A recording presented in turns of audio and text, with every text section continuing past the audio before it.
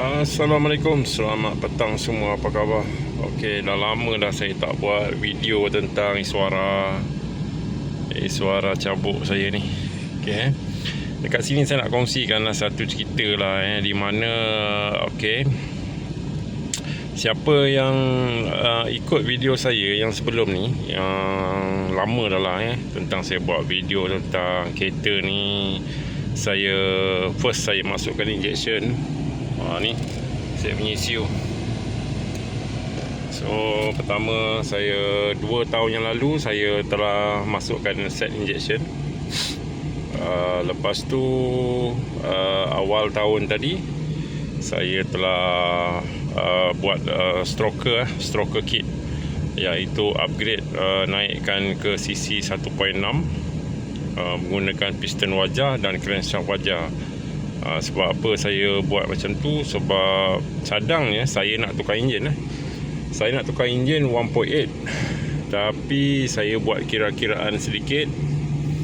Apa kata kita geli-geli dulu. Kita geli-geli dulu dengan modal lebih kurang dalam 2,500, range 2,500 bawa ke 3,000, kita boleh dapat cc 1.6. Jadi saya telah buat stroker lah. Itu je puncanya. Tapi hari ni apa yang saya nak cerita adalah satu penyakit. Satu penyakit yang lama lah, yang saya tak dapat cari, iaitu kalau parking, kereta ni parking,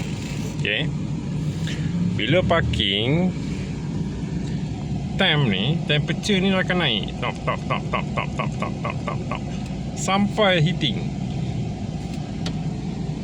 Kalau jalan okey, benda tu biasa berlaku, betul.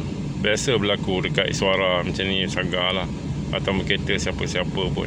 Tetapi masalah sekarang ni, dia berlaku kalau saya pasang aircon. Heran tak? Kalau tak pasang aircon okey.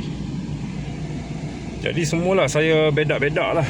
Saya cari, saya check pun dekat ECU ni, apa punya dia punya problem dia. Jadi saya cek dekat sistem air, semua saya tak jumpa lah. Saya masuk kedai 2-3 kali. Pelik, bila saya tanya pomen pun pelik. Cek GPT pun salah, dia pun tak dapat juga. Dia kata cap radiator lah, apa semua. Sebab aneh dia tu, yang kehairan tu, apabila pasang aircon berhenti, dia akan naik sampai heating. Saya pernah terlupa macam ni, saya cakap telefon kan, dia naik sampai kat merah lah. Tapi kalau tutup aircon okey. Jadi kehairanan dekat situ. Okey, sekarang ni saya nak kongsikan sesiapa berlaku macam tu. Okey, injection. Ceritanya sebab benda ni injection lah. Kebetulan baru-baru ni saya ada pergi ke Kelantan lah. Saya bawa kereta ni. Lepas tu saya berhenti, saya bercakap telefon juga. Jadinya masa tu aircon, bila saya tekan aircon, pasang aircon, memang saya punya RPM rendah, sangat-sangat rendah, nak bergegar-gegar. Saya pun dah bercadang-cadang nak masuk FICD.